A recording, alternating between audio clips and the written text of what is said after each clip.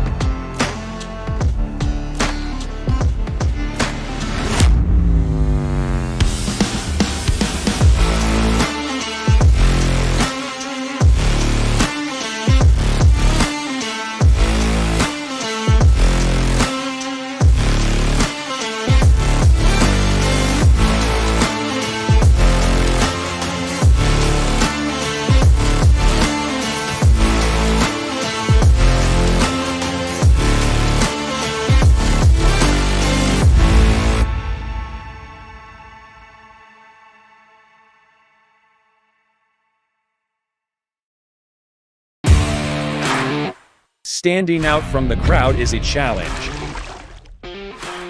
You have the passion, courage, and ambition to do something extraordinary.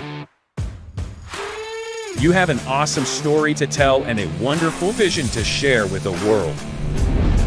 At Eddy Videos, we take that vision and turn it into reality so you can be heard above the rest. You need something different, and we give you the ultimate advantage. We can help you transform your ideas, images, and clips into a professional video that brings your message to life and sets a new bar for excellence. Visuals, voiceovers, editing, animations, whatever you need, we've got it all. If you're a new business looking to make your mark or an experienced company searching for something new and amazing, we're here to help. Trust us to take your video to amazing levels of awesomeness.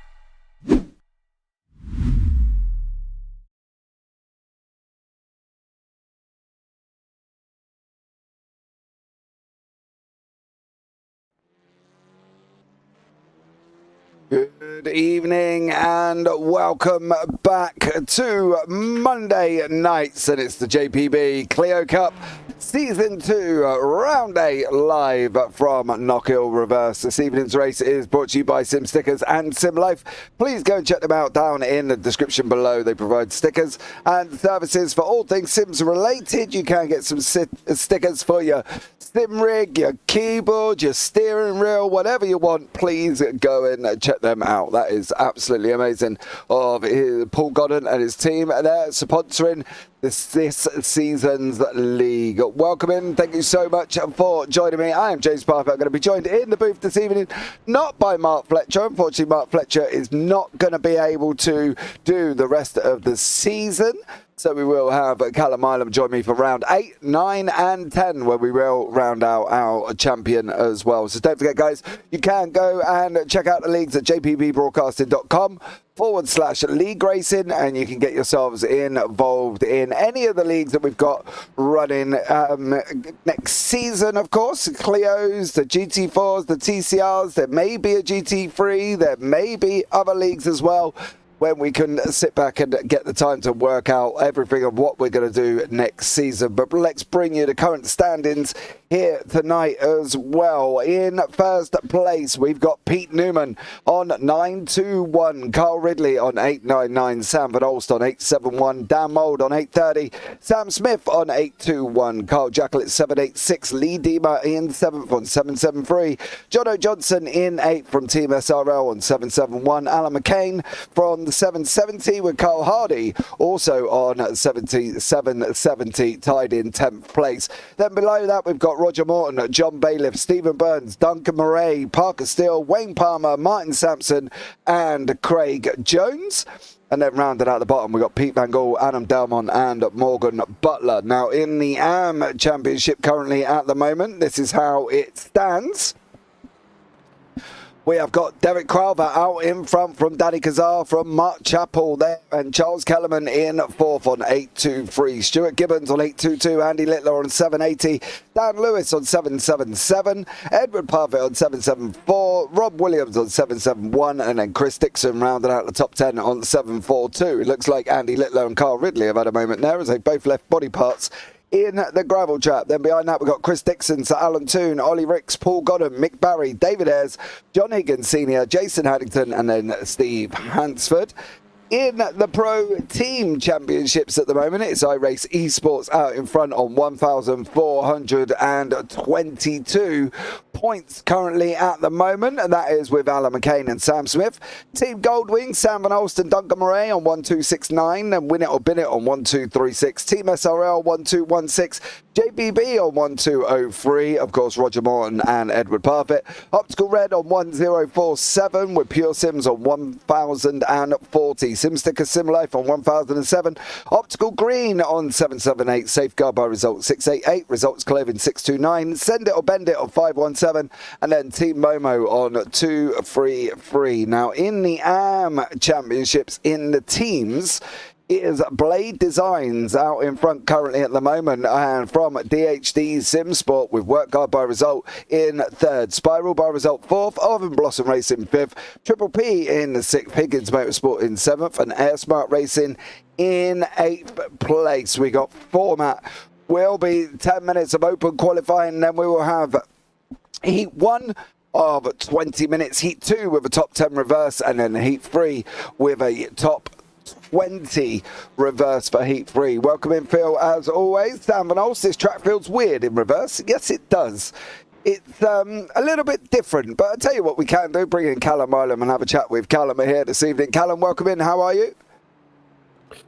Hello, yeah, I'm really looking forward to tonight, and not a track that I've been to too many times, I have to say, but really looking forward to seeing what these cars can do out there tonight, because I've seen some fantastic racing recently with the TCRs around here, and I'm sure the Clios are going to succeed at bringing such great action as well. And bearing in mind, quite a lot of cars out there on track, and the times being so tight, we're in for a treat tonight. Yeah, definitely are as well. And we've got nearly 30 cars on track here. So it's going to be absolutely amazing. Maybe a little bit chaotic, depending on how they cope with what is potentially, obviously, turn 1, which is the left-hander after the start-finish straight here, Callum, because it is going in reverse. That's going to be a big thing for them to try and deal with here. An anti-clockwise circuit's not always easy to get hold of.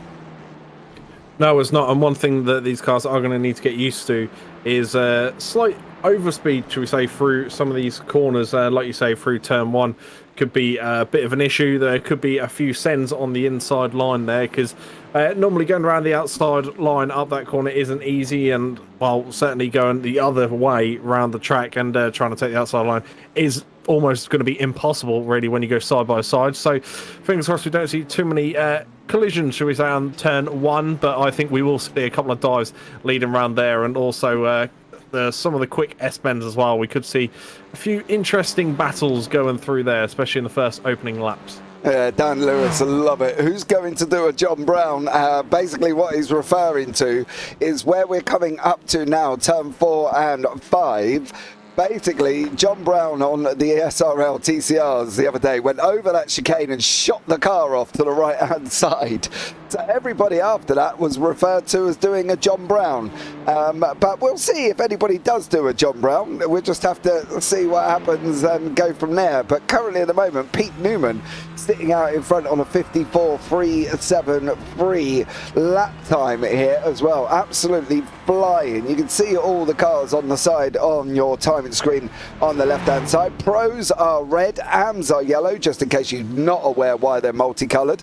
And that is why. And at the moment, we've got Danny Kazar leading the way in the AMs with Pete Newman leading the way in the Pros. It's all getting very close at the top of the timing, the top of the championship standings at the moment. You know, we've got the likes of Pete Newman up there. Carl Ridley is only 43 points back.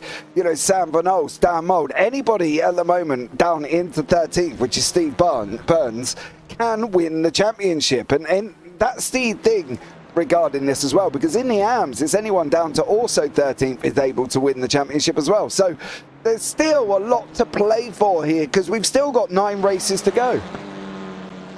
Yeah, there's still a lot on the line, and well, these guys aren't going to want to let any of that slip. And well, we are getting to the 10th part in the season now, where all throughout the season every point matters, but now more so than ever, because these guys really want to try and get the upper hand on their close opposition on that table. So I think we're going to see a lot of on the edge seat stuff tonight, and leading forward into the next couple of rounds as well. Yeah, we definitely are. I think it's going to be an exciting one, as we can see here with Pete Newman. There's grass there, mate. Don't do that. As we jump into the cockpit, you can see he's going around the left-hander or free. That's going to happen quite a lot here. You can see the cars on the right-hand side that both went off. That's Mick Barry and Charles Kellerman. Now they've got to kind of straight line this chicane and hope the car doesn't dig in and put his nose in the front and then shoot off like John Brown did, unfortunately, on Friday. That John Brown guy is certainly a trendsetter. He is John Brown.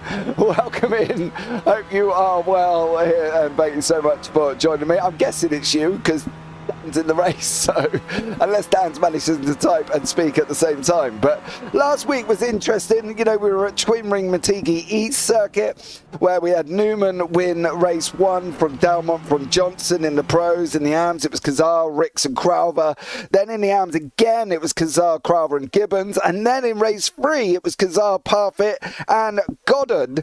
And Danny Kazar had an absolutely stellar race last week in the AMs here, and I think, to be honest, he gave himself a great championship chance doing that last week. 3 out of 3 for him. Yeah, it doesn't sound bad at all. And well, we just started qualifying here, and it'll be interesting to see, like you say, in the GT4s, what tactic these guys are going to go for. Do they prefer clean air, or do they prefer being right up behind and bumper to bumper with other Clios? And while around this track, I don't think you're going to have much of a choice with the amount of cars we have out on track.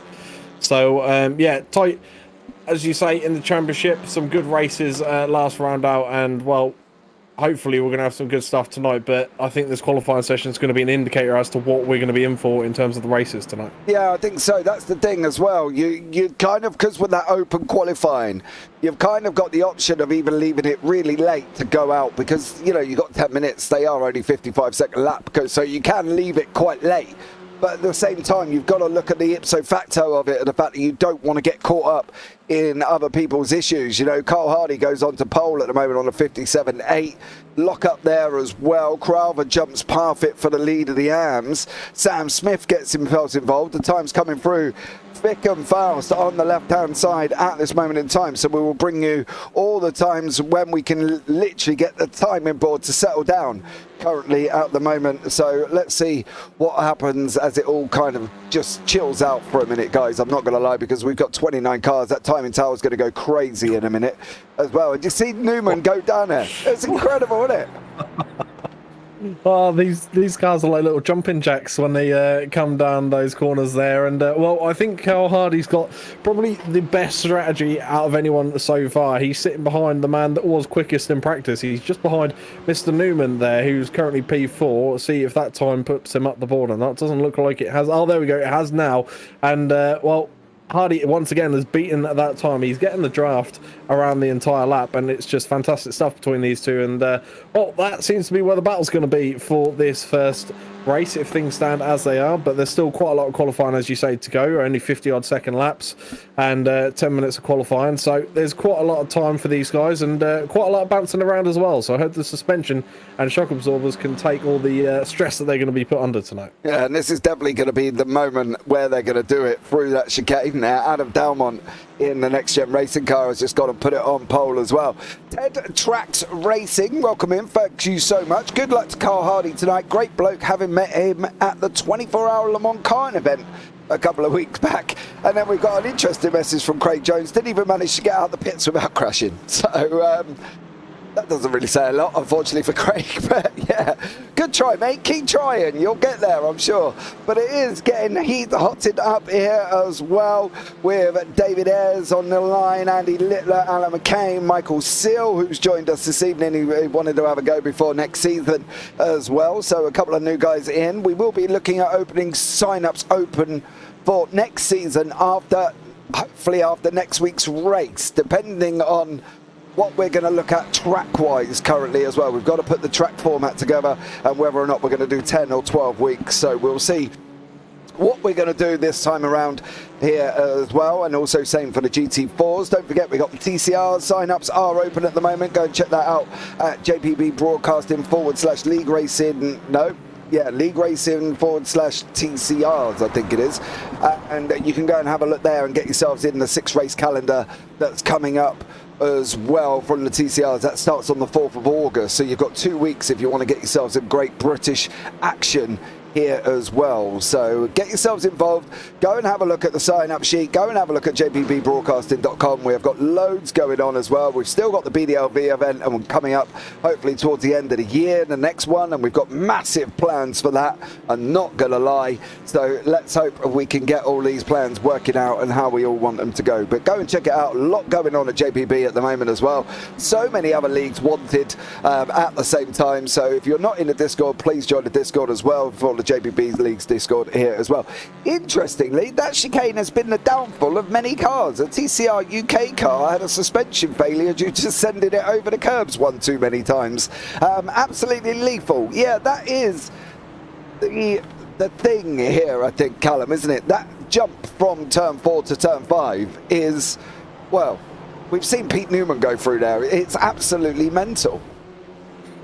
Yeah, it certainly is. And, well, you've got to make sure that your steering's dead straight when you land that car again, because if it's slightly off, that could spell all kinds of danger and trouble for not only yourself, but the cars around you. Bearing in mind how close this will be, you can see how many cars are out there on the track map at the minute. There's not much space between the guys, as you would say, leading the heavy pack at the moment, and the couple of cars that are towards the back or in no man's land, I guess, really. And well, considering we have a few cars in the pits as well, add a few more into the mix, but you could see the SRL TV car coming across there. And, well, like I was saying, the one thing you've got to make sure is you've got that steering more or less dead straight when you land, because you need a nice clean landing. 1, to benefit your time, but 2, to keep the car's stability as well when all 4 wheels do eventually touch the ground again. Do you know what, John Brown, right? You're going to make me paranoid about that now, because he's put in YouTube chat, drinking game, every time James says not going to lie. You know, the worst thing for a commentator is trying to find multiple words for the same thing in the English dictionary. Why will try to commentate on 29 cars racing round a 53-second lap? I don't get how, I don't think people understand how difficult it is. Because when I first started commentary, here's a bit of a history for you, I used to say line astern. They're going into the corner, line astern, and I used to say that so many times. In the end, I had to try and mentally change it to something else, and it's so difficult. So while you're at home just sitting there chilling, try and commentate on any one of these races and let me know how you get on, or reach out, Mr. John Brown, and I'll bring you in the booth and you can come and have a chat and do some commentary with me, because Callum, people don't quite understand how hard it is what we actually do here, is it? No, there is some things that I've noticed I repeat, and there's a couple of, well, one thing I've noticed that you repeat quite a lot that isn't the thing that John Brown mentioned. And I believe when I hand over to you, you normally reply with, and there he is as well, or something along those lines. So, and that's just, I feel that that's not a bad point. I feel like that's just the signature line for that commentator. So I think repeating words is actually a good thing. Because then that kind of gives the commentator personality. It's like, yes, I know who I'm listening to because I know that phrase, I know that line. Yeah, I think that's the thing as well. It seems easy enough, not gonna lie, John Brown. Get him in. Well, I tell you what, John Brown, right, when we do the TCRs or something, you can come and join us, I'll tell you that much. And then you can come and have a go here. I have seen that message as well. Just a perfect moment for the mic to be cutting out. I did notice that it was clipping in OBS, so I have slightly adjusted that for you, Stuart, right there. And hopefully it should be better. But that is one of the things I do notice a lot about myself, is I do say as well. And it drives me absolutely crazy to try and find something else to say instead of as well. You know, at some point, I'm Googling it. There's not a lot. To be fair, that's one of the most difficult words I think or phrases you can get stuck up on, because there really isn't much else you can say instead of as well. Yeah, no, that's I mean, the most you can do is add an as at the end, as well as. I mean, that's the most you can do. You can't do any more than that. I think that's the thing. It's so hard to try and contemplate not saying the same thing. But I'm going to try now, John. You've made me very paranoid about saying things. I was almost going to say not going to lie. But anyway, going back into qualifying, as you've heard us ranting and waffling on quite happily here. At the moment, oh, there you go, there's another one at the moment. Pete Newman is at top of the timing screen with Adam Dalmont, Dan Mould and Carl Ridley, Carl Hardy leading out, finishing off the top fives in the pros. Then we've got Danny Kazar, Stuart Gibbons, Derek Crowther, David Ayres, Mark Chappell, Paul Godden, who have just swapped places in the AMS. So let's see what we can do with that. Oh man, if there is nobody shooting off to the left-hand side and doing a John Brown, I'll be very, very surprised. As you can see, we've had Carl Ridley, John Bailiff, Derek Crowther and Edward Parfitt look like they've all just had a moment currently. Oh my God, even then you sit there and just go currently as well. So my common one is as it stands. That's my common one. I repeat that an awful lot, but I think we should take this as an advantage and look forward to the BDLV event. And I think there needs to be a forfeit for, so you know, like the X's you get on Race for all the off tracks. You have up to 17 X's. So every time you repeat it, every time when you hit 17, every 10 after that, you do a forfeit on commentary for the next charity event. I think that's what you need to do. I'd be in deep, deep trouble with that one.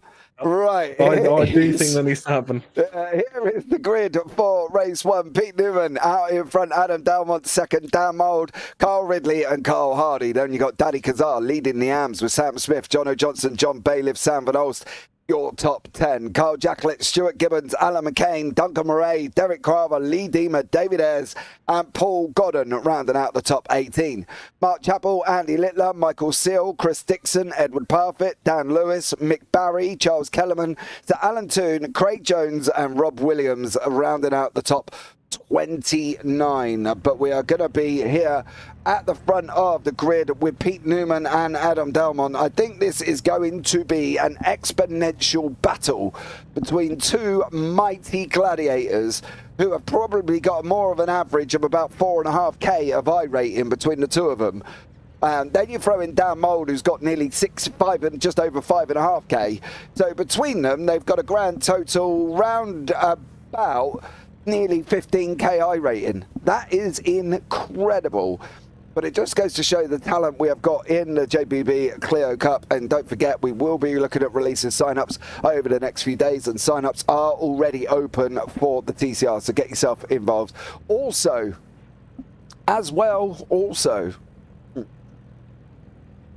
have to see. You'll have to count how many as wells I can say. Cueing the carnage, this will be fun. No, Stuart Rice, I've got total faith in these individuals here that this is not going to be carnage. It's not. But I am only hoping. I think Callum's hoping at the same time, aren't we, Callum? Right, here we go. Yeah, I think turn one's going to be interesting this lap. Here we go. Lights are going to be coming on. 3, 4, 5. Let battle commence here at Knockhill, and it's green, green, green. Pete Newman out in front, Adam Dalmont, Carl Ridley, Carl Hardy. Jono Johnson is the only man to have made a position currently in that first part of this lap as everybody goes streaming through. There is a spinner there, unfortunately. That is John Bailiff, hence be involved there, and that's the Upper Blossom Racing. I think that's actually Mark Chappell. It could have been Derek Crowther been off there, but currently at the moment we've got Rob Williams in the pits. Crowther has been off and is led away from what happened here with John Bailiff. I believe kicked this one off. He's in the middle on the left hand side there, sorry, and he goes in and unfortunately, boom, into the DHD of Danny Kazar, and then Crowther gets caught up and gets run outside, and then unfortunately for him, he's spinning at the same time.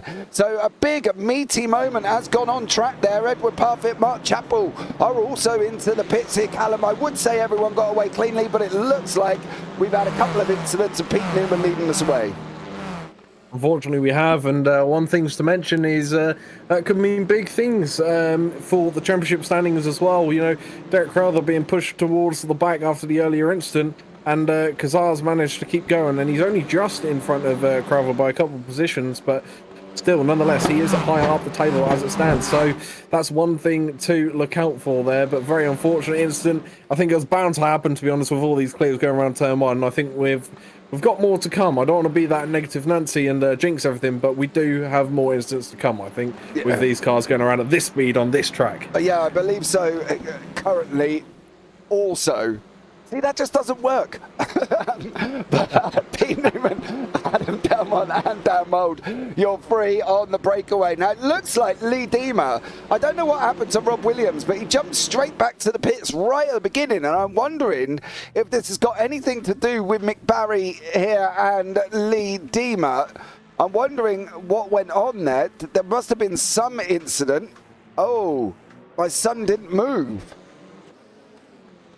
He hasn't gone anywhere off the start line. He was blinking quite heavily on the standstill there. Yeah, and he didn't go anywhere, unfortunately, and that could have led to what's gone on. But Pete Newman's still out front with Adam Dalmont tucked up right behind him at the moment. That's what Dalmont sees. He can't see his braking markers. He can just see that pure Sims car of Pete Newman out in front at the moment, with 2 temps back. Then you've got Dan Mould behind that as well. Then you've got Jono Johnson in a battle with Bailiff, Moraine, McCain and Van Olst. So that's kicking off further down the order. Sam Smith is another one who's right behind Carl Hardy currently. Let's see what's going to happen here. Can Sam Smith take the inside line away from Hardy going down into turn 1? Fastest lap on a race by Pete Newman, 54.661 here. And it is that Sam Smith does go through. What about Jono Johnson and his gaggle of cars? Once again, kicking off there. Paul Godden on the inside. I believe that's Michael Sill. And he blocks out Michael Sill. Godden does manage to get away currently. But Sill does look coming back round the outside. So Godden chops the nose off Chris Dixon. And these guys having an epic fight here as well. Carl Hardy going for it with Sam Smith. He's taking that position away. They've got to be careful there though, Callum, because off tracks and slowdowns is going to be rife at that corner.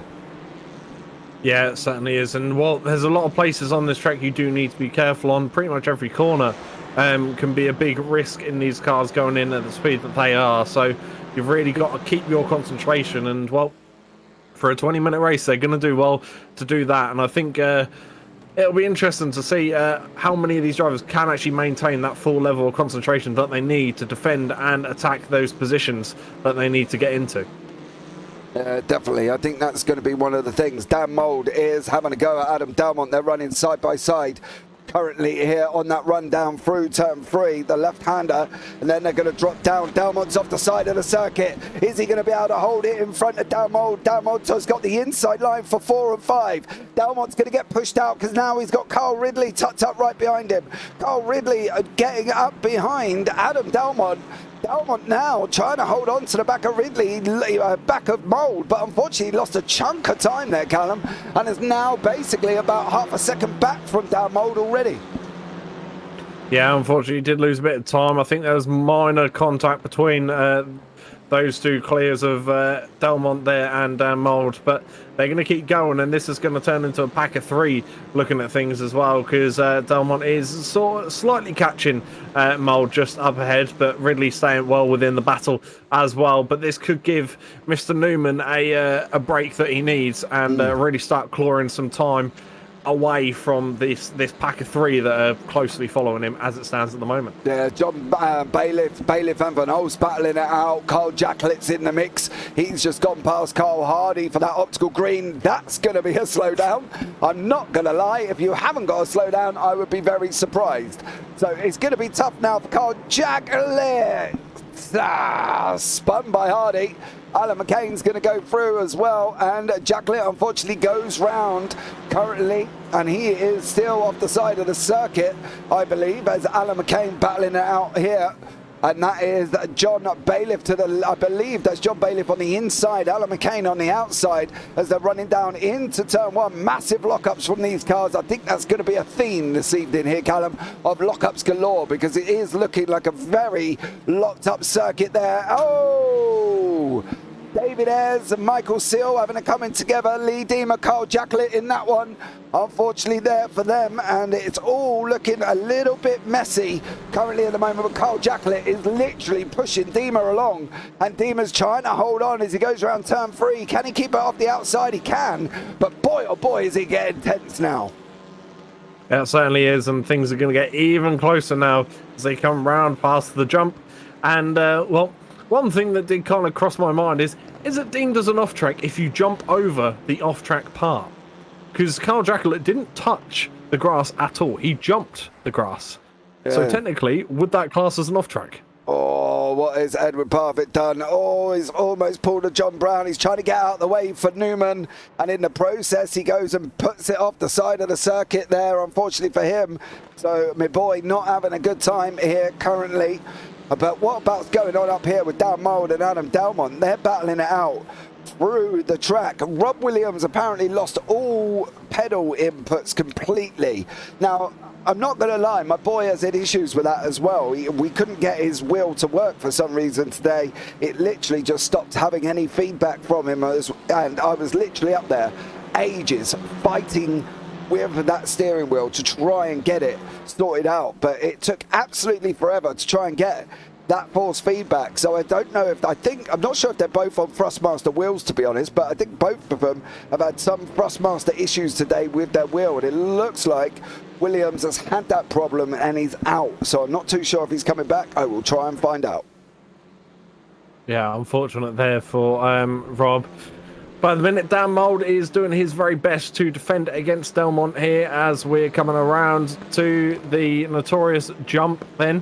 And, well, he's really got to pull something special out of the bag here to keep the car of Delmont behind him. And it's not going to be easy, but at the same time, he needs to be trying to keep his eyes ahead and catch the leader of the race of Pete Newman. He's closed the time down just a little bit now, but towards the last sort of half of the track, half of the lap, that's when Dan Mould does close a bit of time, but then also loses a bit at the start of the next lap. So it's going to be interesting to see what will happen here. Adam goes for the inside line a bit later on the brakes, sticks his nose up the inside, manages to hold the position, and well, can Dan Mould fight on the outside? Has he got that bit of momentum that he needs? They're going to be side by side. Looks like Delmont's still just behind.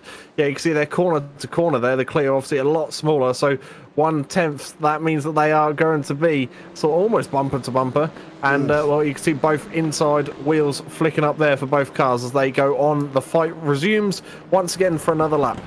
Craig Jones has just ventured off track here. We've got a back marker currently at the further up the end. It's Mick Barry. I think Mick's going to try and move it out of the way. He is. He just kind of lifts off, lets them go through. It's so difficult here for these back markers because of the fact of the nature of the circuit. It's so tight, it's so small, and to try and get out the way can be at times just absolutely impossible because of the nature of it. And I think we're all aware of my back marker rants that I've had multiple times, but for these guys it's so tough. So, you know, if they are a faster car and they are lapping, please obviously be aware that it is a difficult track to try and get out the way. Craig Jones has been off track and has jumped straight back into the pits. He does not love this circuit whatsoever, and he just can't get that car out of the gravel and ends up in the barrier. But back with Adam Dalmont and John, and I almost said John Brown there, Dan Mould fighting it out further down. John Bailiff, Alan McCain is trying to catch up here with Carl Hardy over the back of Sam Van Holst. Mark Chappell trying to get out of the way as best he physically can, and I don't know if off tracks is the best way of taking it, Mark, but it looked like he didn't have much choice there. No, and well, one thing is to remember as well is even if you do find a space where you could possibly get out of the way, you could be sitting there for a little while letting quite a few cars by, because you can see on the track map that now there's not really much space between any car on this track. So when you pull over for one, the likelihood is you'll be letting another 8 by just after that. So you've got to be really careful with rejoins on this track as well. Whether you're a back marker or you're in the race, you've got to be sort of eyes on at all times. Yeah, you definitely have. I'm just chatting to Williams, Rob there. He is trying to get it sorted out to come back, and hopefully he will do. Dan Mould and Adam Dalmont are still nose to tail currently. Also, these guys are, but it just doesn't work, John. It doesn't work. I can't use also. Dalmont going on the inside into turn one. He's going to try it again. He can. He's got to open up the steering. He's got to give Dan Mould something to think about, to drift himself out a little bit wide and get him slow here, because that outside line works so much quicker around turn one and Knockhill reverse. And as you can see, Mould's coming back at him. They're side by side going down into turn three. Slight little door nudge. Dalmont's looking up the inside now. He's going in there. He's having a good old fight at the moment. And now we're going to go 3 wide at Knockhill. 3 wide going down into turn 4. Oh! No! Dalmont and Mould! Can they keep it on the circuit? Oh no! Jono Johnson goes through. Dan Mould manages to get back up and running, and so does Adam Dalmont. I'm not sure if Carl Ridley maybe have had a part in that with sending that 3 wide down into that turn. I'm not entirely sure. That may have been the best move there. No, I mean, it's certainly not the best of tracks to go 3 wide. You can see them here. Carl really does pull out, but then these Dalmont and Mould are still going 2 wide. He's got nowhere to go, Dalmont. He's got to take that line, because he can't. Once you're in the air, there's no traction with your tyres.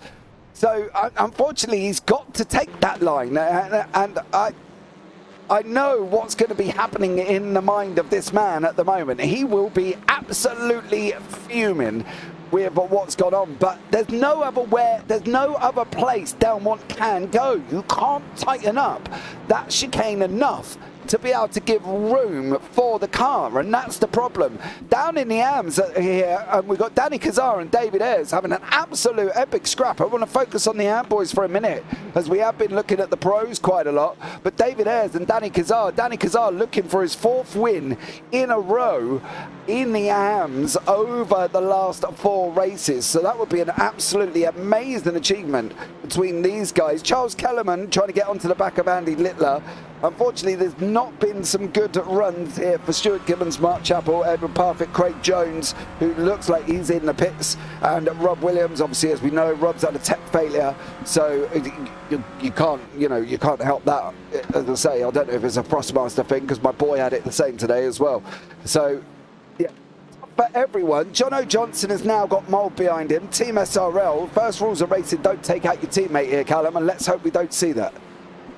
Yeah, hopefully we don't, but Dan Mould is obviously going to want to try and get by as quick as possible to try and catch back up to Mr. Dalmont, who's the car just ahead of these two. So if he can get by, he wants to get by as soon as possible. But what a good chance we have for some photos of the 2 SRL cars bumper to bumper down the main straight, and I'm sure they will be for this entire lap as well. But look how close things still are. Even with that slight off track, things are still sort of on the edge of the seat stuff here at Knockhill for the Clio Cup. So I don't think it's really going to let off, not even after this race. You know, we're going to have this all for the next race as well. And what a night we're going to have of all sorts of action. Oh, sucking me, gabbing me big old belly in there. I'm thinking, blimey, Carl Hardy and Sam Van Holst. But that just looks incredible. Bailiff, McCain and Murray are also battling it out. This little pocket of battles is going on through here currently. We've got Mould having to go with Johnson, Hardy and Van Olsen, and we've got Bailiff, McCain and Murray. Everybody else is a little bit spread out. Ayres has lost nearly a second to Kazar. So Kazar's obviously hooked up that car and is now flying away. What is John Bailiff going to be able to do? Is he going to be able to hold back Alan McCain going down into turn 1? 5 minutes remaining. They're going to have another 5 or 6 laps at least here. So McCain is trying that chop back, but that chop back doesn't always work, does it? No, we haven't really seen it work that many times in this first race anyway. And, well, I can't recall the last time I actually saw it work, especially at this track. And it's maybe a bit easier when the cars are going the right way around, but around this form in reverse, yeah, it's not the easiest, I have to say. But these cars look fantastic when they're in a single file queue like that and going over the jump and bumps. So, yeah, really looking forward to seeing the photos that come out of this session here tonight. But there's a little bit of front damage on that car there of John Bailiff, the number 22 out in the front. Guessing that's from an earlier incident, and hopefully it wasn't from taking too much curbs on the jumps. But doing a fantastic job to keep those other two behind him as it stands. Oh, McCain and Murray, another big lock-up from Van Olst there. Van Olst went off track and earlier on down in turn 3. Massive lock-up from him. Jono Johnson seems to be able to hold Dan Mould back. And I say hold, I'm not entirely sure if that's probably the right word, because both of these drivers are incredibly fast. And Jono Johnson has been doing an absolute stellar job within that Team SRL. Dan Mould, another incredibly quick driver. I think with Dan, and I speak to Dan and I've known Dan as well, I'd love to see Dan have an incident-free race. And the reason I say that is not because he's got anything with his driving. I just know that Dan is so passionate that when something like that happens to him, he ends up driving with an almost angry head. And I'd love to see Dan Mould. He's come back this time, which is great to see from Dan, because normally there would be more and more mistakes from Dan. Once he's had one incident, he kind of breeds incidents with him. But at the moment, he seems to have just settled down, and I'm hoping he's going to come back in. You know, he's returned this week, and it looks like he's enjoyed himself. So hopefully we will see a Dan Mould that we all know is in there, capable of it. Just sometimes when you get heated, you just breed more mistakes. But he's doing an absolutely stellar job here. And as Stuart Rice says, there's just no room for too wide, Dave. No, you cannot do too wide in that 4-5 chicane. And if you can, somebody's going to end up off the side of the circuit. And unfortunately for Dan Mould, it was him and Adam Delmont together. Carl Ridley has got Sam Smith behind him, Callum. They're up the front just going down through turn 1. So hopefully from Carl Ridley's point of view, he'll be able to hold Smith back. But Smith is looking quick at the same time. Yeah, he certainly is. And, well, it's going to come down to the wire, I think, between the top two, between Johnson and Mould as well, and Hardy and Van Olst. It's going to come down to the wire for all those guys in their battles at the moment. And, well, Ridley's got to pull out a fantastic job to try and keep the lead in front of Smith at the moment. And, well, he's going to find that pretty difficult. But talking of the lead, your race leader at the minute, Pete Newman, has a 4.2 second gap at the moment, so he's able to breathe a little bit easier during race 1 here. And let's see if he can carry that momentum into race 2, because Carl Ridley's still going to try and chase him down, but that's quite a lot of time to try and make up in the last sort of minute and a half, James. I don't think that's going to be possible unless there's a big catastrophe up top. Yeah, there is. And the interesting thing is Alan McCain and Duncan Murray are side by side currently, and they're fighting it out for the pole in race 2. So Alan McCain and Murray's going to go through. They're going to knock a little bit of paint off each other's car, but Murray is sitting in that 10th spot currently and will take pole for race 2. Don't forget, we is the top 20 for race 3, so we will obviously keep an eye on race 3 and see how they get on. Edward Parfitt down here at Mark Chapel, looks like there may have just been a moment. So not entirely sure what happened there. Edwards in the slipstream is closing in, going down into turn 1. Oh, he's on his brakes. I don't know if Mark did brake there. It looked a little bit peculiar, but Edward lets Mark come on track and retake the position away. So great job from him. Mould's now going up the inside. That's clashed! SRL boys have made contact. Callum, you don't want contact on the final lap, and that is the final lap and contact between the SRL boys. That is, I think it was inevitable what was going to happen, but I will say this, I'm hearing laughing coming from Mr. Dan Mould at the moment, because I do have a little POV pulled up here as well, so yeah, he's having a good old laugh about that, and same with Johnson, so it's nice to see that he's enjoying himself out there at the minute as well. Yeah, Newman's going to come over the line. He takes that victory in race 1. Carl Ridley's going to get second place with Sam Smith in third. Adam Dalmont comes over the line. Jono Johnson and Dan Mould. Mould's literally pushing Johnson there. In the AMS, it's going to be Kazar. He's going to take 4 out of 4 for Danny Kazar. He's going to come through in that DHD Sim Sport car and take 4 victories in the AMS as well. So an absolute stellar job from Danny Kazar. Well done, Danny. Stellar race from you, mate, especially with his championship rival, Derek Crowther, being all the way down in 16th class. David Ayres comes over the line as well to grab an absolute great second place, with Charles Kellerman hanging on for a third here. An absolute amazing, stellar job from these guys. I've got to give everybody props. Andy Littler, Derek Crowther and Paul Godden come across the track virtually together with Michael Seal and Chris Dixon. Amazing. I'm going to say it multiple times due to the fact that what you've just witnessed is 29 cars going around a 53-second lap circuit, and they've all done an incredible job. But here are the results for race 1. Pete Newman, Kyle Ridley, Sam Smith are your 1, 2, 3. Adam Dalmont, Jono Johnson, Dan Mould, Sam Van Olst, Carl Hardy, John Bailiff, Duncan Murray, Alan McCain, Carl Jackalett and Lee Deemer round out the pros top 13. Danny Kazar, 4 out of 4 for Danny. David Ayres in second, Daniel Lewis in third. Charles Kellerman in fourth with Andy Littler. Currently they're in 18th place in general overall. Derek Crowther, Paul Godden, Michael Seal, Chris Dixon, Stuart Gibbons has 2 laps down. Edward Parfitt, Mark Chappell, Mick Barry, Alan Toon and Craig Jones 14 laps down there with Rob Williams, who's 22. We're not sure if Rob's going to be able to make the grid for race 2. He is working frantically. Here is the grid for race 2 then. We've got Duncan Murray on pole with John Bailiff, Carl Hardy, Sam Van Olst, Dan Mould rounding out the top 5. Then we've got Jono Johnson, Adam Dalmont, Sam Smith, Carl Ridley, Pete Newman, your top 10. Alan McCain, Carl Jackalett and Lee Deemer. Then we're going to have the battle commencing between the likes of Danny Kazar, David Ayres, Daniel Lewis, Charles Kellerman and Andy Littler. Massive shout to Lewis. That was actually Lewis who got third in the AMS there, so apologies Daniel for saying it was Kellerman.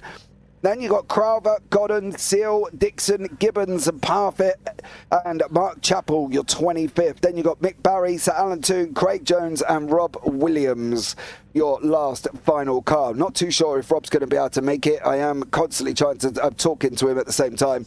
So we'll see if he can get his wheel working. So it looks like Edward had the same problem. Rob had no buttons, nothing.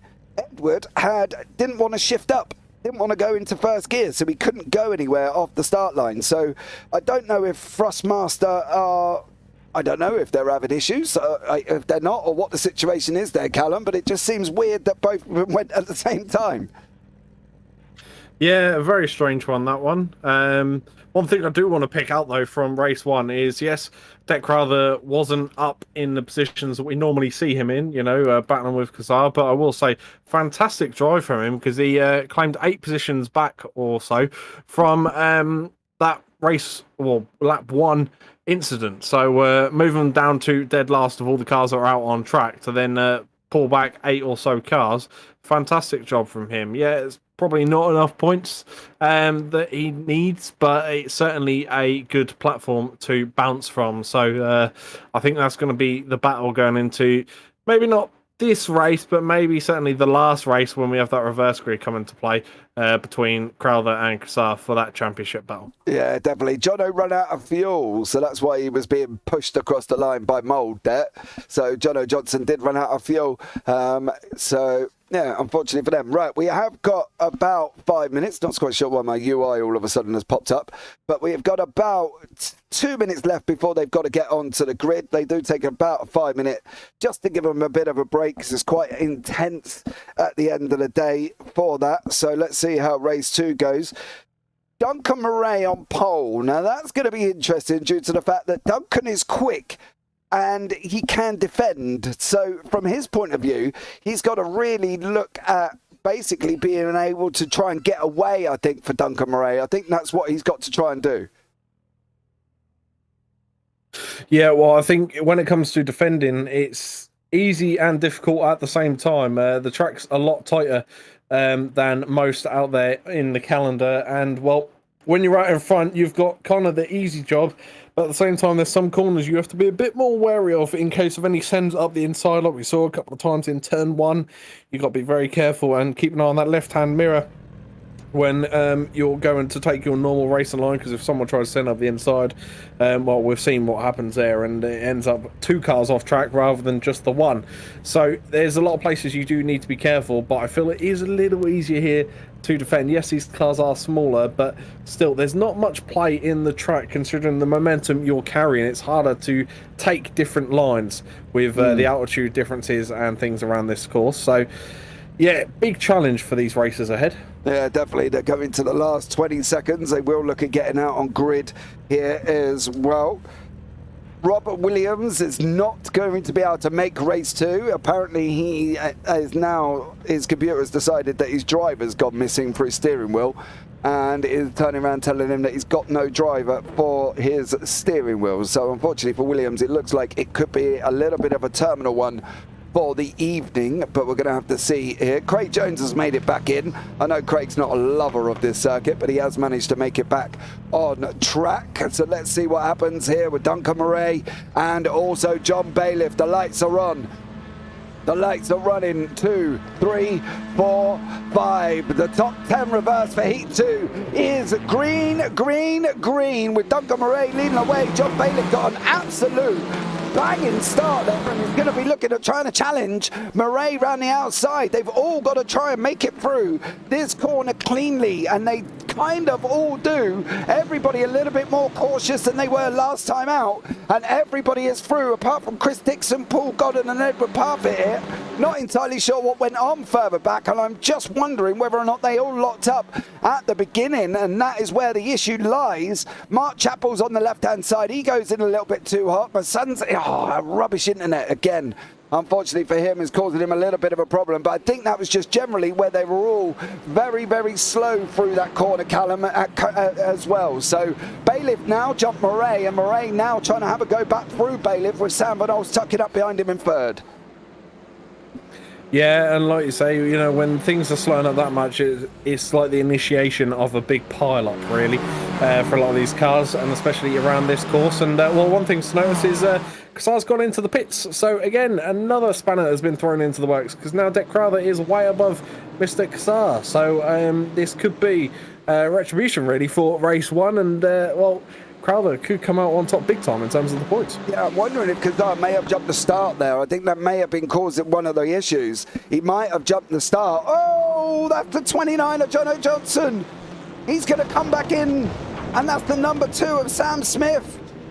Jono Johnson and Sam Smith just had a big moment. Big here currently. And Jono Johnson jumped straight back into the pits. What happened here? Johnson's on the right, Smith's on the inside. Oh, Johnson bounces off the curb. Here comes everybody, and they've just made it through. And unfortunately, there's contact with Johnson and Smith. And unfortunately for them guys, they're in the pits. What about Duncan Murray? He's just lost a position to Sam Van Olst. But Johnson and Smith there, big, big incident. Yeah, huge incident. Luckily there is a hope. Well, fingers crossed there's no injuries from that situation there for the drivers, but fingers crossed they'll get back out onto the track and make battle once again, as we still have cars going 2x2 around some corners. And there's a spin there. Oh, he managed to hold it. He's managed to hold it. He's still kept on track though, but he's going to lose a couple of positions there due to that slight slip up there. Be careful going through the jumps. Oh, there's another one. That's who is that? That's a Bailiff boy, I believe. That might have been That's actually someone. Ridley. That's Ridley from the Win It and Bin It. Nearly pulled a John Brown and he went off the left-hand side and not to the right. So he nearly did a John Brown, but going in the opposite direction. But for Carl Ridley, he must have been there absolutely sweating. Newman's now going to make up these two championship protagonists sitting here currently at the moment. Here as well, there's somebody diving for a gap. That's one of the Team Goldwing from Duncan Murray. There's no gap there. Callum looks like that's Jacqueline. May have taken in a little bit too fast there currently at the moment. And it's all getting a little bit tight. Bailiff's still hanging on from Van Olst. I'm going to say hanging because Van Olst is closing on him here. And it's all getting very, very tight here, Callum, on these 53-second laps. Yeah, it certainly is. And well, we kind of knew that we were in for this tonight when we were sitting here in the green room before the session had begun. And well, as we were talking, as the broadcast had started, we did say that we're expecting a lot of, well, hopefully not carnage, but there has been a little bit here and there. I'd say more slips and trips really from some of these drivers. Not anything major so far that involves like majority of the grid. So far, I'd say it's a very successful session from what we've seen as it stands. But these cars are still very daring and going into some corners that, well, I certainly wouldn't be as a racer side by side. So these guys have a lot of nerve and they're really trying to scrape up as many positions as they possibly can, as shown there by Adam Delmont, who's currently battling it out with Hardy at the moment as well, as they come around towards the jump here for, well, wrapping up really almost your first 5 minutes of the session. And what a jump that was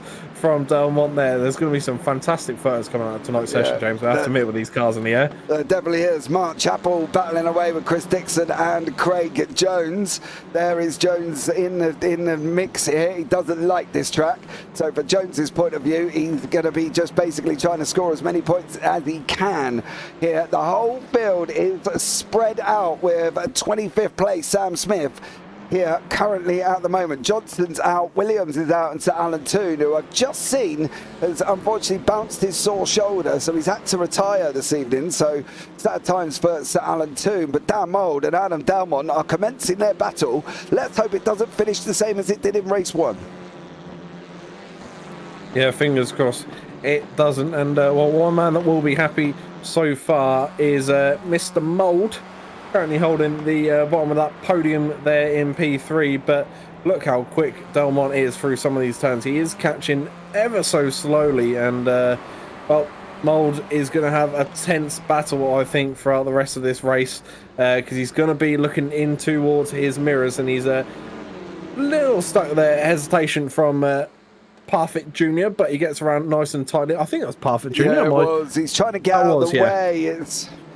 It's not. He's even on a straight. This is a prime example. He's on a straight, and it's not easy because he also had a car next to him, and there's not enough room for these cars to give way to each other. So it is not easy whatsoever. No, he tried his best. He got out of the way on the straight. I think he's going to try and run with Pete Newman here, but he's got to be looking behind him there. Oh, on the gravel.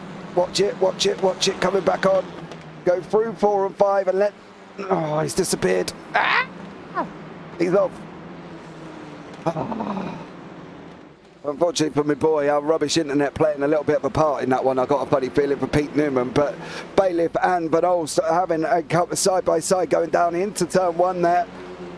He's trying his utmost here to try and get in and try and hold on to it. Is Bailiff. Van Olst is going to try that outside line, which has been generically quicker, I think, Callum, on the exit of this corner. And you can see it there. Van Olst instantly gets up beside Bailiff, and it almost makes it through pretty much before they've even gone round the right-hander of 2. And he is out in front. That outside line seems to be generically quicker. Yeah, carrying that little extra momentum really does pay off, it seems, from what we've seen so far. And well, some of these drivers, especially in the top end of the field, have really capitalised on that. And well, it's brought us a battle like this, because we see cars still going side by side. And I think that was, yes, that was Delmont and Mould there. Battle for P3 as it stands at the moment, and well, those guys are sticking it side by side in places I certainly wouldn't be. And well, they're all going to be in the draft now down the home straight. Can Mould hold on to this position? Do they start catching up to Mr. John Bailiff in front? Well, I think from really P1 down to sort of P6. This is the battle now for, well, the lead of the race, considering how close these cars all are. Yeah, they definitely are. I'm not going to lie. They're not very far apart whatsoever here. You can in fact even show you it's literally 2 seconds to Carl Ridley, and if you put that in perspective and count 2 seconds in your head, you will find out it is not very long. Adam Dalmont and also Dan Mould battling it here. Whoa! Mould up in the air. What a stellar jump from Mould there. All four wheels off the track. Incredible. Yeah, he's done very well to keep that stable and in line there through the jumps. But, well, fantastic job that he's been doing so far tonight, especially against Delmont, who's not an easy opponent to battle against. But a fantastic job from both of those, or as a wise commentator once said, a sterling job from those two drivers as they go around side by side through turn one, and they're going to battle out one lap more as well. Yeah, they definitely are. You can see the gaps on the left-hand side to the leader at the moment. It's literally 33 seconds to Mark Chappell. Van Olst is going to be in that car, and he's going to be sweating a little bit here because he is under attack from Bailiff, who's got Delmont closing. Now Mould has also got Carl Hardy. They're up over the jumps once more here, and they're all got through cleanly currently.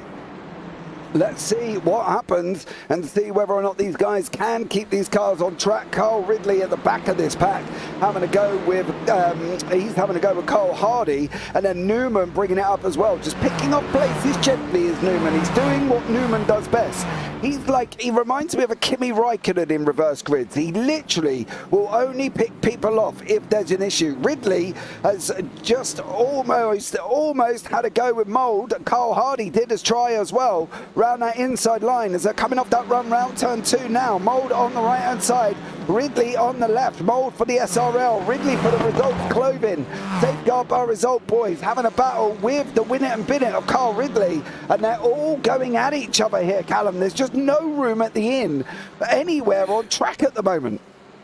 Yeah, no, there we go. Look at your interval timings there on the left-hand side of your screen. On the standings, you've got a lot of close times out there at the moment. And, well, this battle is going to go the whole way, I think. I can't see any of these drivers making huge slip-ups. I'm touching wood as I say that because I don't want to be the one to jinx them. But it is battle side by side all over the shop at the minute, as we've got the two front runners at the minute side by side. Delmont does have the outside line. Can he get that extra momentum? He doesn't quite have it. Bailiff blocks it off, and he doesn't concede any positions really with that move, and he's going to gain from that slightly as well, because now there's a 2/10 gap between him and P2. But that's going to bring those cars in behind into action, and well, this is going to go from what was a 3-car battle a couple laps ago to a 7-car battle eventually. So this is going to get really tense as cars go side by side in the background as well. There's all sorts going on all over the track, James, so good luck keeping up with this one. Yeah, we got thanks mate. We got Bailiff, Delmont, Van Olst and Mould.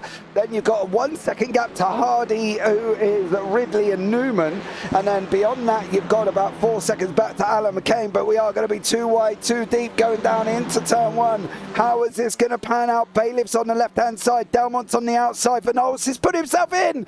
He's got in a little bit too hot. Bailiff's going to try and cut the nose. Mould's going to come through. Mould slips through on Van Olst and made an opportunity of Van Olst outbreaking himself there, Callum. Stellar job from Dan Mould, but boy oh boy, these four throwing the cars at each other currently all the way through this circuit. This is absolutely crazy. Isn't this bumper to bumper? There's a car off there. It looks like Van Olst did go off track very slightly, and that's going to force him to drop back a little bit. Oh, sorry, Callum. Ridley and Hardy were side by side going through 4 and 5, and they've managed to do what Delmont and Mould didn't do and actually survive that one. Sorry, Callum. Carry on.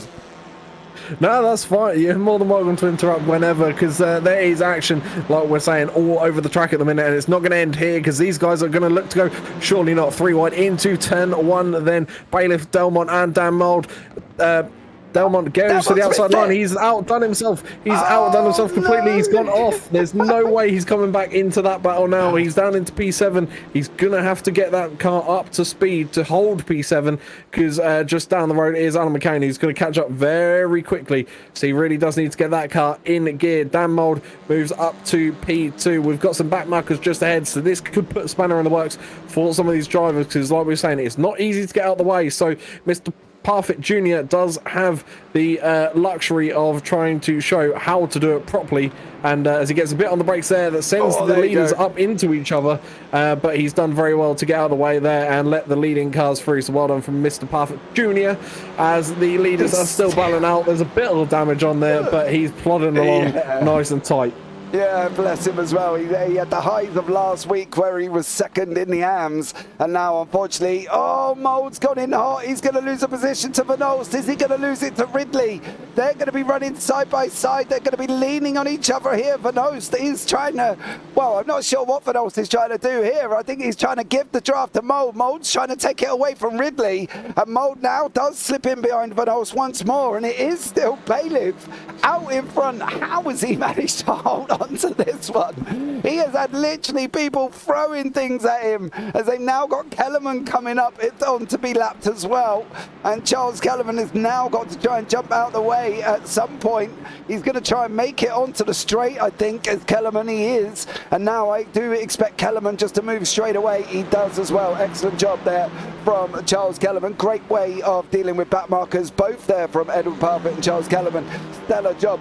Ridley now going to have a go down in front of Dan Mould. Is he going to currently at the moment? Van Olst! Oh, Van Olst missed his braking point this time. Newman's going to pick up another place, is he? Oh, this is just going off here, Callum. I can't keep up. Yeah, see, one car makes a mistake, and then the next car makes a mistake next time round. So it's actually keeping all these cars within the action.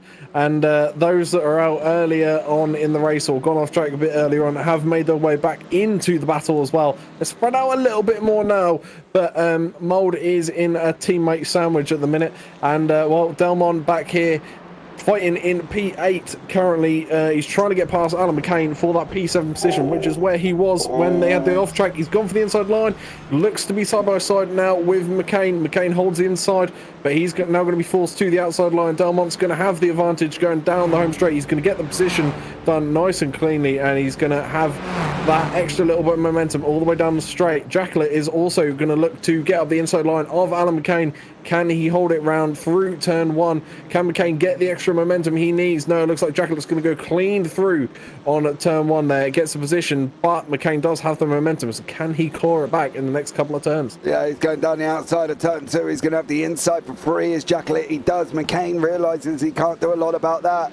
Jacqueline takes that inside line. He slides that car. Another bump, another car, another wheel in the air, another tyre that's not producing traction on track, but it is all still going off now up front. It is Bailiff, it is Mould, it is Ridley, and it is Pete Newman, who we haven't seen make a mistake, mind you, tonight, Callum, but he has done an absolute stellar job. He's up, what, 6 places, if I'm not mistaken, currently, and doing an amazing job. Ridley up 6 as well, but Mould now has got that little lamppost dent in the front of his car. Bailiff's got to look at trying to cover him off. Mould's going to have the inside for turn 2. He'll be on the outside for free. The 2 Winnett and Binnetts in the SRL. It's an SRL meat sandwich with Dan Mould. Bailiff's on the inside. They're going to try and take turn 3 too wide. Bailiff's just got to open up the steering a little bit. That's going to force Mould through. Turn 4 and 5. Here we go. Not too wide. Mould settles in behind. Ridley's trying to have a go with Newman. Ridley there trying to get past Mould as they come round. Turn 7 on their way up through now. And Mould still manages to hold on. And these front guys are just going at it. Oh, I think Winnett and Bennett is the perfect team name for this battle, because that is what it comes down to now. In the last few minutes of this session, Dan Mould's going to have the outside line leading into turn 1. I think he's going to try and get that momentum gain on Mr. Bailiff there. Can he do it? He's going to hold the outside, keeps it nice and tight to Bailiff's car. There's contact now. That sends all three just behind Bailiff, all spinning everywhere. Oh, Newman just got the T-bone of his life there down the straight, and very unfortunate incident there. Sends Mould round early doors, which then sends Newman round. Watch this. Newman, Ridley manages to carry on though, but his radiator cannot be healthy at all with that. But that puts Bailiff 1.6 seconds ahead of Hardy, who's in P2 at the minute. Van Alst just behind him with Mould still in the battle. No matter what has been thrown at Dan Mould in race 2, he seems to power through and still keeps going, even with front damage on that car. Don't know if it's impeding the performance. Doesn't seem to be, because like I say, he's just powering through everything as he looks to go up the inside line. Doesn't go for it, switches to the outside. Can he get the momentum now on Van Alst? I don't think he's going to be able to do it. Maybe the cutback. No, going to go bumper to bumper down the next straight then. So he's going to go for the drafting option. But what can Dan Mould pull out of this now? It's going to be tough for Dan Mould. He's got to have a go at Sam Van Alst to take that third podium spot. Craig Jones looks like he's unfortunately had a little bit of a Or could it possibly be with himself going down into turn 1 here? Did he miss his braking point, did Mr. Jones? He did. And did he keep it off the grass? He did. But unfortunately for him, that's dropped him down the order a little bit. He's down in 15th overall. He is up 13 places, mind you, is Craig Jones. So a stellar job from him. David Ayres has just lost a position to Duncan Murray. They're side by side through 4 and 5. Murray giving them out the room. Van Alst now battling it out once more with Mould. Mould's going to have the inside now for turn 1. Oh, is he going to make it through? I think Van Alst is going to get that run. He's been squeezed by Mould like an orange in a juicer. Currently at the moment, Van Alst must feel like a little bit of a smoothie going on there, but Mould manages to settle him back in behind him as well, and Van Alst does manage to take that position away there. Yeah, he doesn't manage to get the move done. Whoa! Where is you going? Newman's gone ice skating on the grass at Knockhill. I know it is a lot colder up there, but there's no need to try and force winter upon us this early. He got hooked together with Carl Ridley, and unfortunately, that was the result. Newman went off to the left-hand side, directly off. He's back where he started in 10th, but all that work he has done has gone out the window. Carl Ridley has got now down Mould behind him. Ridley's got no front bumper. Mould's battling it out with McCain here, and looks like Mould may have a little bit of the damage there. He looks a lot slower on the straight as we're on the final lap of the race, and it looks like Mould may be carrying damage. Oh, McCain just missed his braking point down into 1. Is this going to be Bailiff's opportunity? Can Carl Hardy, I believe, take the first win, I think, of his season, and can Bailiff take the first win as well? This is just going to go off here. Final lap now, final time through the jump for Bailiff. He goes over the first part, through the second part, literally on that run up into turn 7. The left-hander now, through he goes. Now he's got to go to the right of 8 here. Hardy's got to settle in through 9, through Doofer's dip, apparently, when you go in reverse this time. Oh, who is that?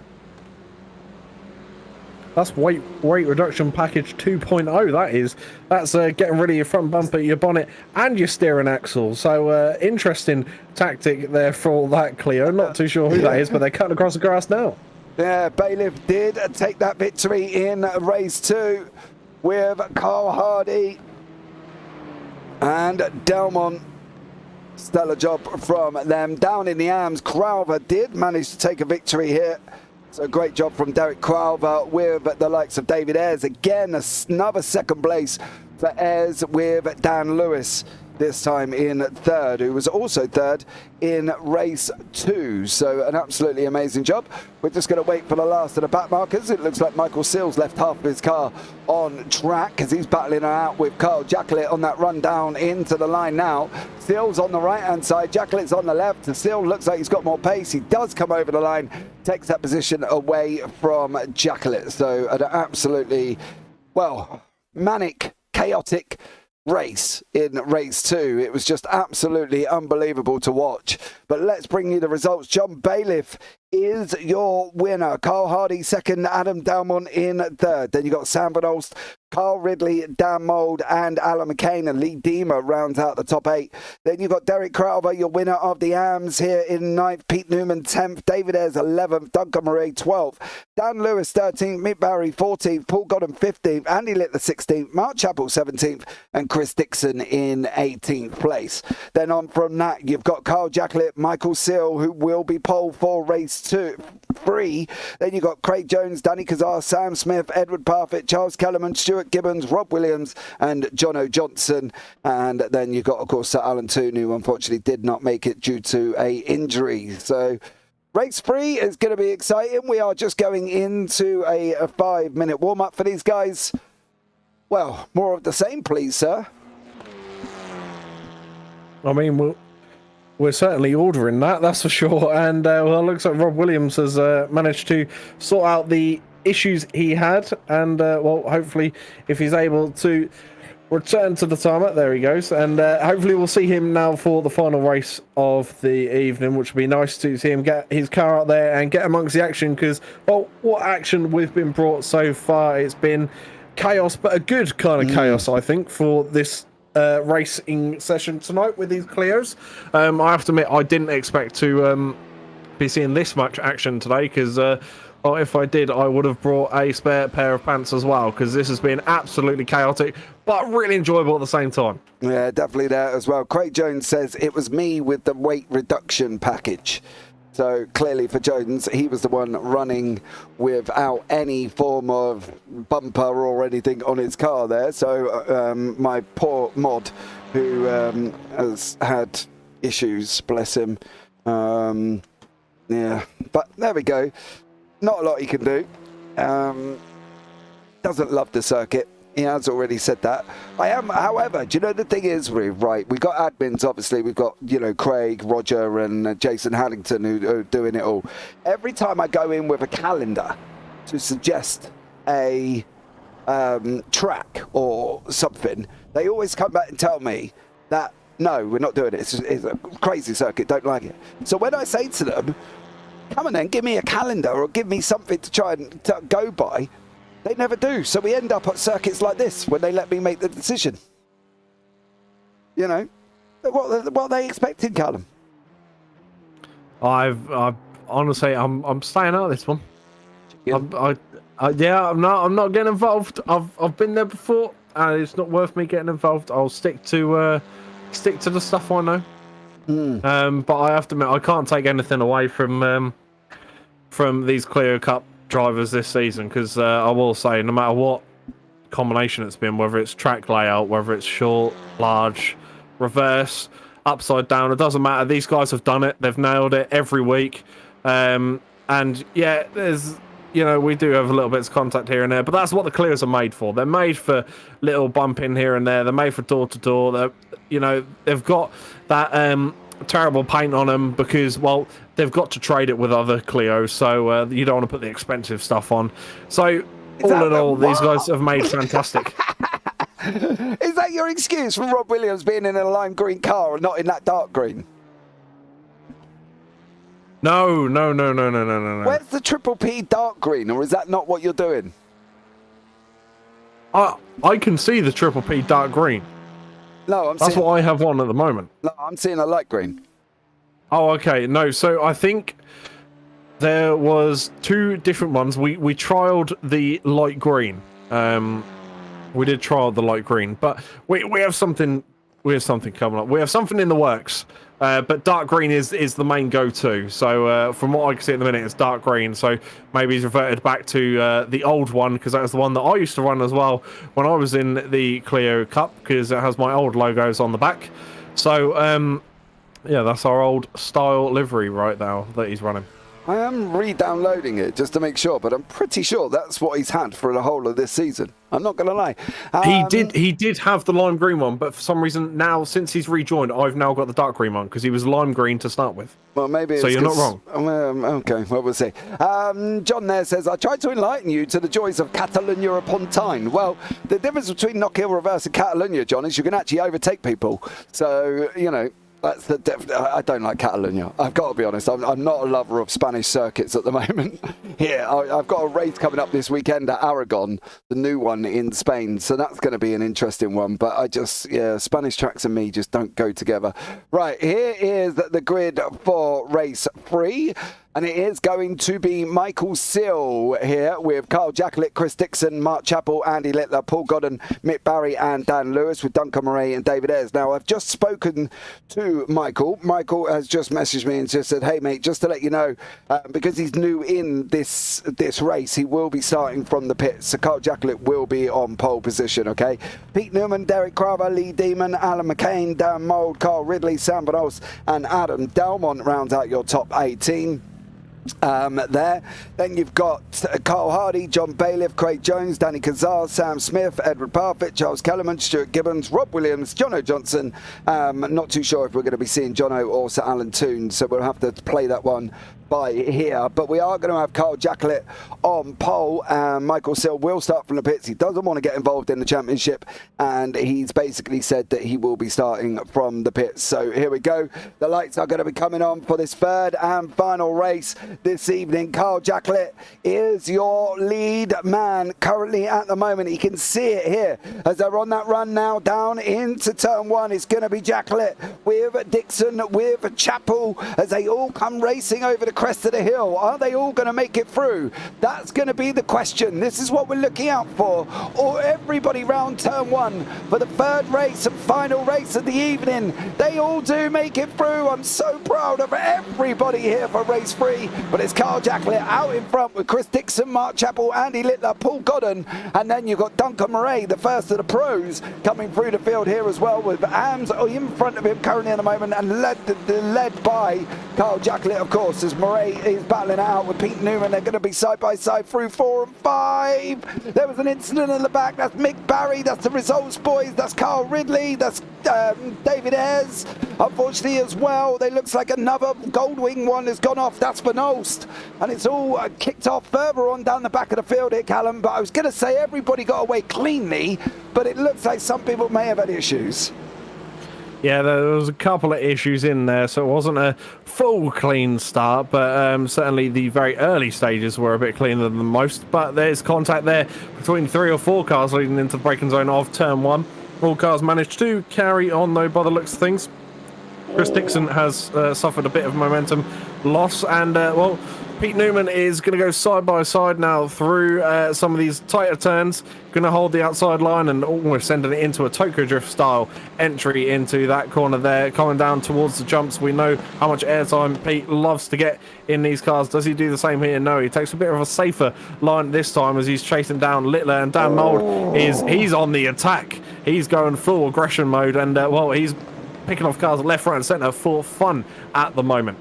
Dixon having an off track there as well, not having a great beginning to race 3, but look at this. Oh, Dixon's round, Deemer's round. I'm not sure what's gone on, but everybody is off. Everybody in front is gone off. There is Edward just weaving his way past the traffic currently at the moment, but there's more contact with Kazar. David Ayres going backwards, I believe, or is that Craig Jones going backwards? So what actually commenced then? I'm so confused. It just looked a bit mental. Let's have a look and see from Dixon's point of view what went on here. So Dixon's over on the outside.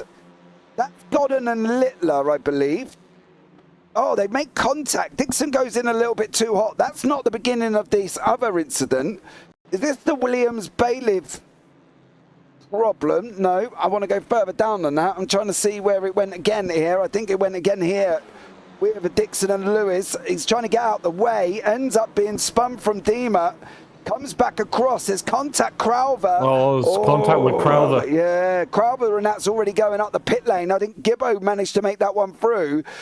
Craig Jones then gets hit by Kazar and ends up going backwards as well. So it was a kind of a knock-on effect from a lot of people there, and that is exactly what happened. But Mark Chappell has made full use of that, with Carl Jacklett leading away with Andy Littler. Dan Mould's managed to clear him here. Paul Godden and Duncan Murray battling out with Adam Delmont. Sam Van Olst and John Bailiff are nose to tail here. Edwards up 9 places. being chased down by Danny Kazar at the moment with David Ayres, in front of him as well. So a little boss battles going off here. It looks like Murray may have got a slide on. That's going to allow Delmont to go through once more on that run up into turn 7. But it's all going off here, all going off. It's just incredible. Yeah, it certainly is, and unfortunately it looks like Parfitt Jr.'s gone a bit off track there. He's lost 3 positions in a quick space of time, 4, 5, and he's going to come out just ahead of Deck Crowther by the looks of things. But that's one thing to mention as well, leading towards the AM standings of things. Obviously, we had the Crowther and Kassar moment in race 1. We had another moment in race 2, and we've got another one in race 3. So it's all throughout the night. Craig Jones off to the beaches there and bouncing off the tyres to then remain, hopefully back on track and carry on his race very swiftly. Hopefully a safe rejoin, which it looks like it was. I'm trying to get to where he made contact. I think that's the thing I'm trying to have a look at here. Oh, okay. That's it's where there. he got a hit, but I'm trying to see if he managed to weave his way through. There it is, and then he ends up going round, and unfortunately for him, he's just trying to spin the car back. I'm trying to see if we can actually see it from what he saw in the initial incident. And there we go, and it looks all a little bit crazy at the moment there as well. But Duncan Murray with Newman now into second place. Currently at the moment 9 places gained for Pete Newman. An incredible job there from Newman. Yeah, fantastic job there. And Dan Mould has had a fantastic night. Mentioned him a couple of times already tonight, and again he's fighting for the bottom of the podium as it stands right now. So he's up there in the battles. Adam Delmont, someone who's been fighting a lot with Mr. Mould tonight, is also trying to punch higher in the weight divisions as he's trying to fight for P5 as it stands against that black and gold car of Murray. And there he is. There's Mould taking the outside line around Mark Chappell. I think Chappell's going to let him go. He's picking his battles wisely, is Chappell, and he realises how high up he is, so he's just trying to bide his time and get around as quickly as possible. Adam's going to try and send on the inside contact between the two. They're going to come out side by side still in turn 1, and they're going to remain side by side for the entirety of this straight. I reckon there's more contact there between the two, corner to corner now, and hopefully that's all we're going to see of contact. But I think here's to hoping, because unfortunately Adam has slight locked up there on the corner as they're coming into the left-hander. There was probably a little bit of bumper to bumper there, just as I was mentioning about the contact, and hopefully get a safe rejoin. He does a bit offline there for the jump, but it looks like his front right wheel is out of alignment as well, so that could be a early pit stop for Mr. Delmont there.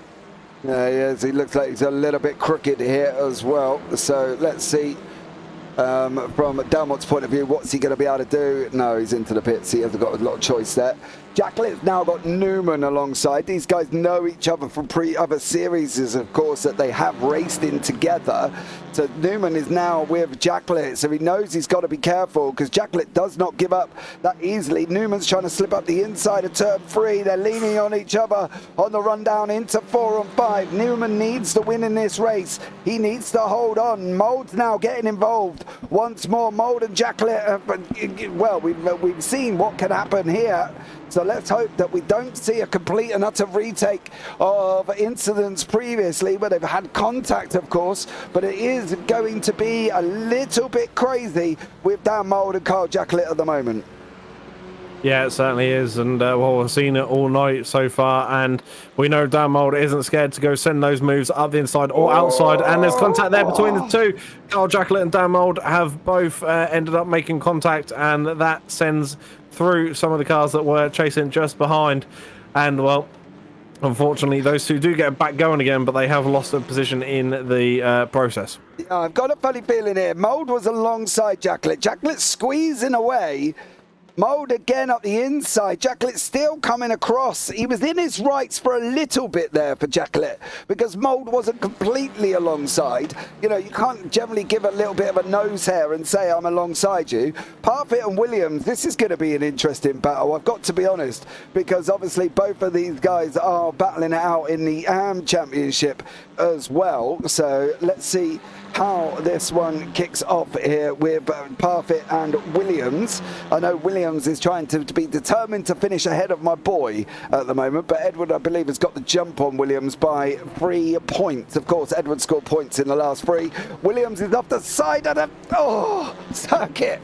Williams was off the side of the circuit there, and that has allowed Edward to go through. Jack Little Mold still battling it out once more with Michael Seal in the mix in the championship as well. Michael Seal started from the pit lane, so technically he's up positions, but according to the iRacing, the SDK we use, he's actually down positions. Jack Little off the side of the circuit loses a position to Ridley.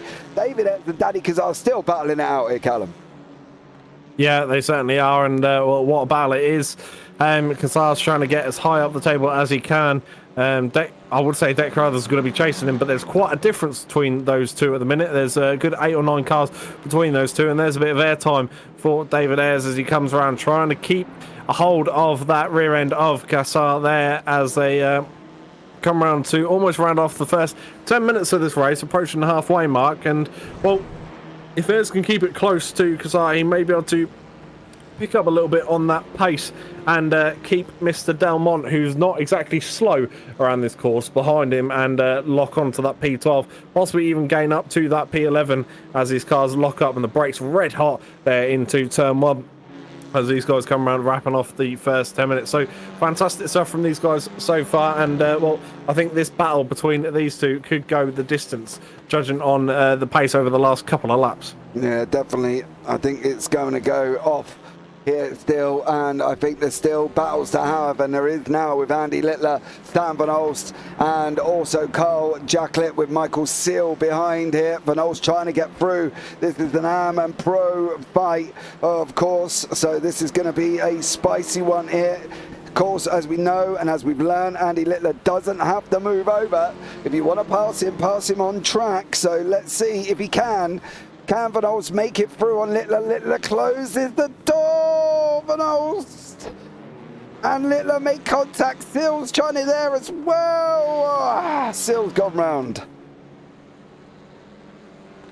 Yes, unfortunate there, unfortunate incident, and well, Seal's going to lose a few positions as he drops down to P13 as it stands right now, and we'll add one more onto there for good measure as well, P14. So unfortunate incident to slip up there.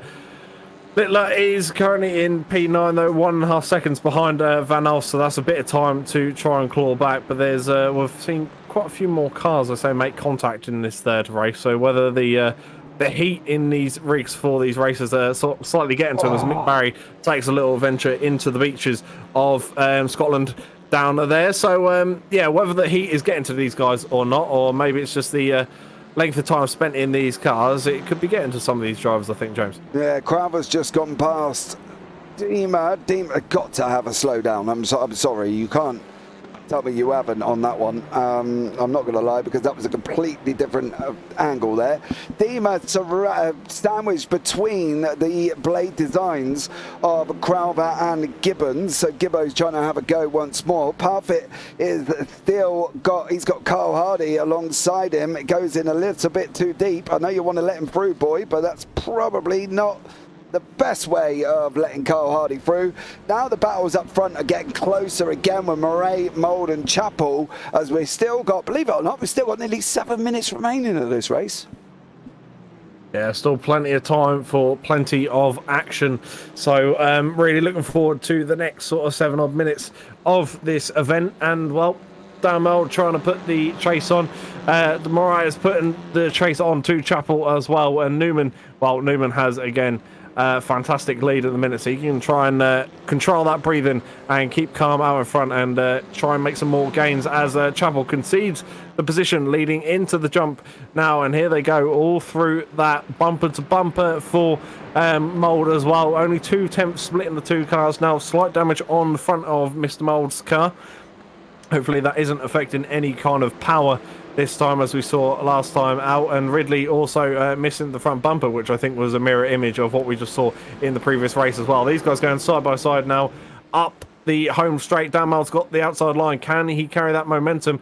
And it looks like Trupple's backing off big time. Yeah, and letting a couple of cars through. Yeah, he's picking his battles. Mark knows he's out in front in the AM fight. He knows he's sitting in third place. He knows he needs points. So it's horrible being close to a car in front. You can't see where the track goes, says Craig Jones. Well, generally, you'd learn that one, I'm not going to lie. But, yeah, there we go. Whoa. Damn old, absolutely hurtling over the chicane through 4 and 5. Crowther and Parfitt are nearly 3 wide. Newman's in the middle. I think Crowther's trying to get past Parfitt. Parfitt's trying to let Newman through, and they do manage it now. Crowther's gone in, and he does end up going through on Mini-Me, and an absolutely stellar job. But Dan Mold's now coming with Duncan Murray here from the SRL and Team Goldwing, and Win It or Bin It with Carl Ridley there behind him. And it's all getting very close, coming into nearly the last 5 minutes.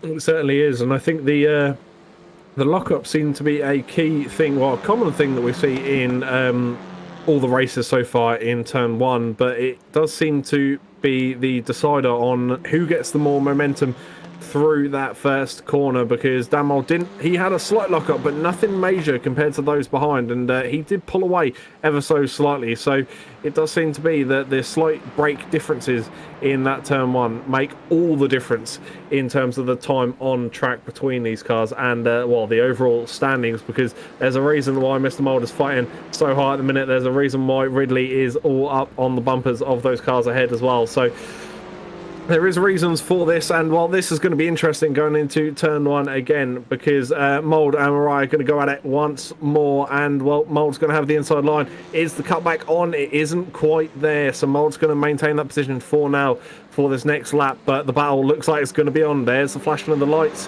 which to me is a war cry that indicates another battle. As we were talking about in the green room, we've heard many different war cries throughout my time. I've heard some embarrassing ones as well. And well, Dan Mould nearly had an embarrassing situation there as he stuck 2 wheels on the dirt and coming through the jump. He's going to have a little less momentum than those 2 behind him. But can he maintain that position? He does well to make that car as wide as possible. Slight lock up on the inside rear wheel there, but does well to maintain that momentum.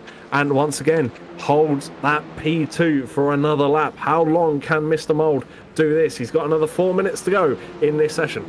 Yeah, he definitely has. He's got to hang on, though. Ridley's trying to have a go at Murray. Ridley's trying to go up the inside. Murray's got in hot.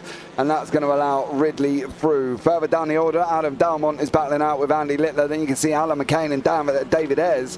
These are your closest battles on track at the moment as we're going into lap 18 with little over 3 minutes remaining here, Callum. This could get spicy in this last part here as Alan McCain is looking at slipping up the inside of David Ayres. And he's going to have that run, I believe, down into turn 2 on the right-hander. Ayres is not giving up the position easily. He's still fighting it out once more. They're leaning on each other again. Here we go. David Ayres is going to hang on round turn 3. What about going through 4 and 5? Your leader out in front, Pete Newman, by about 13.5 seconds, is absolutely mashing it away at the moment. He's already gone. He's off in Watkins Glen next week. Don't forget, we are at Watkins Glen on the international circuit. And then we finish off the season at Brands Hatch Indy. They're going to be 2 interesting racetracks there. I'm really looking forward to the Watkins Glen one. I really do like that track, but seeing these Clios on there will be very interesting indeed. A completely different style of track to what we've seen here tonight at Knockhill. And well, there's Delmont going for the inside line there on Littler, and well, he does so nice and tightly there, and maintains his momentum coming out of turn 1. And well, he'll maintain that gap, as you can see that is kind of staying quite even throughout that straight. And damn, big damage. Oh, he's gone in hot. Damn, went in hot, unfortunately. Oh, he's hit Mini-Me. What went on there? I don't know if Mini-Me was trying to stay out the way. Not an ideal. I think he was trying to come back on track, to be honest. And ended up with Mould going, well, that. unfortunately.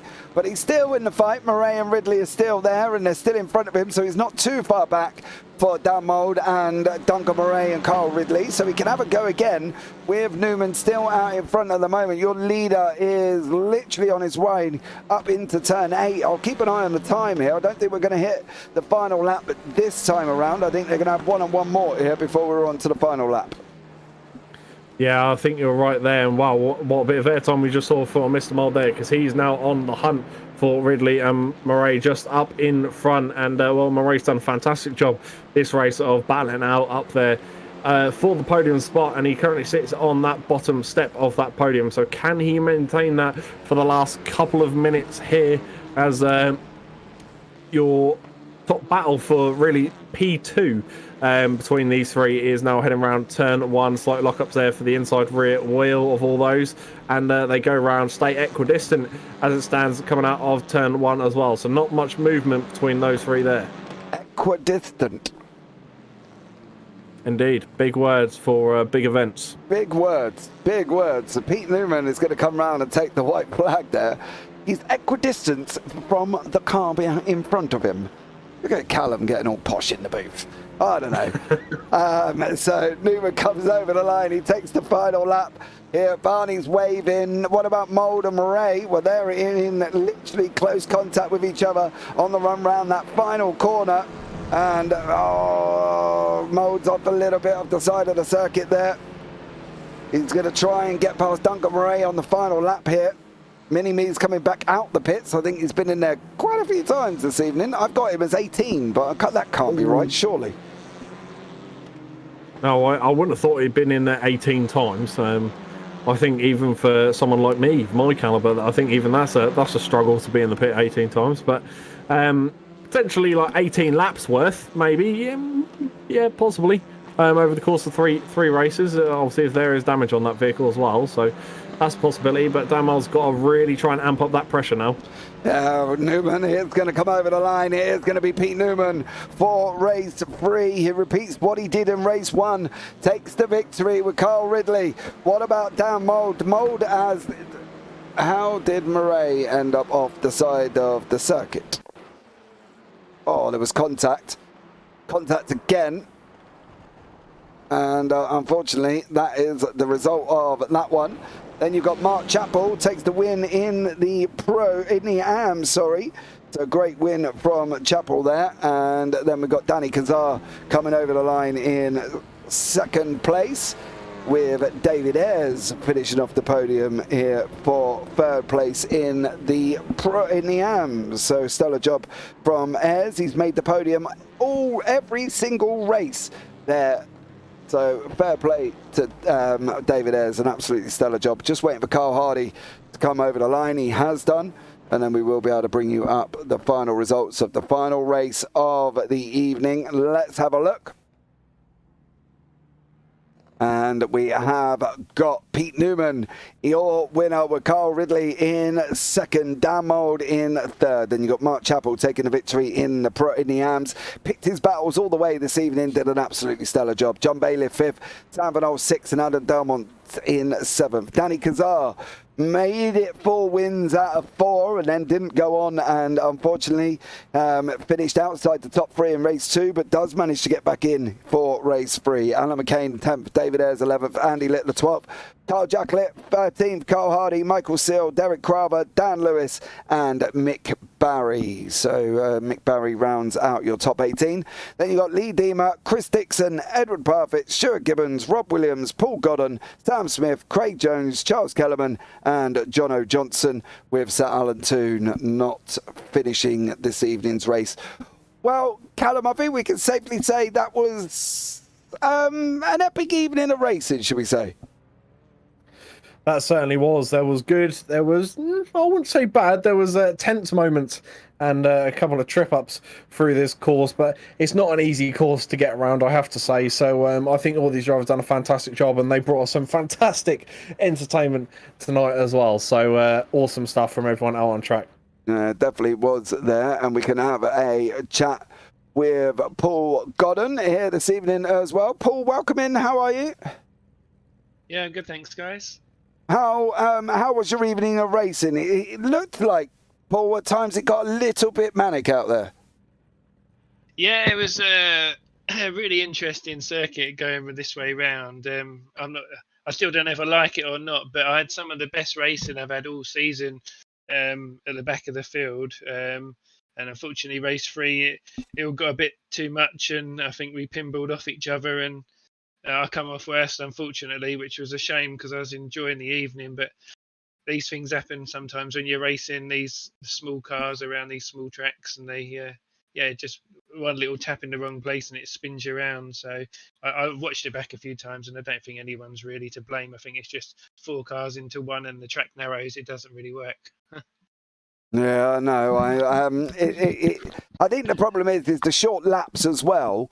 Doesn't help, does it? Because there was a lot of back marking. There was a lot of being a back marker, so it's always tough to try and get out of the way, isn't it? Currently at the moment as well. Yeah, that's why in the last race I thought I'd go back out again at a fast repair. But when I saw the top guys coming past, I was like, there's no point running around in the back of the 20th place when they're coming through, because there's just nowhere to get out of the way safely. And they're like a second and a half a lap faster. And also through the bit over the, I don't know what it's called, the bit over the top. They're so quick and carry their speed through there.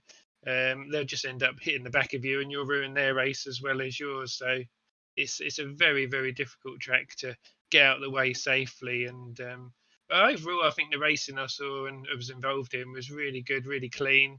A little bit of door banging, but nothing crazy. But yeah, it's what you like to see, really.